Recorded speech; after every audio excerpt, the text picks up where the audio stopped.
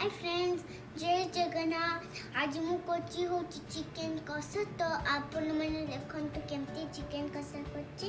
तो देखंतु एटा मोर chopping board आउ एटा होची जो सूप करा जाए और एटा होची जो से काकुड़ी रो चोपा छड़ा जाए। एटा होची जो थे पकोड़ी छना जाए। एटा होची टुक टुक काटिया पई।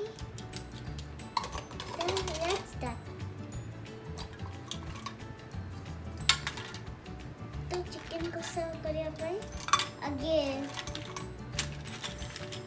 चिकन को मैरिनेट कर दबो। तेल और हल्दी पकेगी तापरे रेडी संगे मैरिनेट करके गोटे घंटा छाड़ी दबो।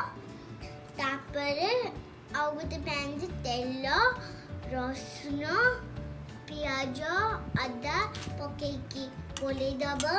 तापरे जो चिकन को मैरिनेट कर सेटा पकेकी 20 मिनट्स टिके रहइबो। तापर करबो दुत्त दु दुत्त दु दु दु दु दुत्त दु दुत्त दु दु दु दुत्त दु दुत्त दु दु।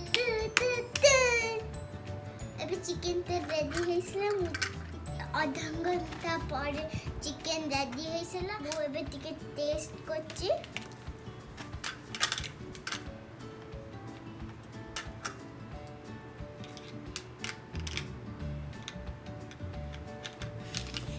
बहुत भल लगछि। आपन माने एमती घरे करंतु खाइ कि मते कहबो केमती है। Bye,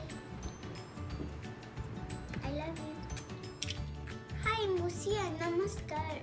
If you like my video, please subscribe to my channel. See you.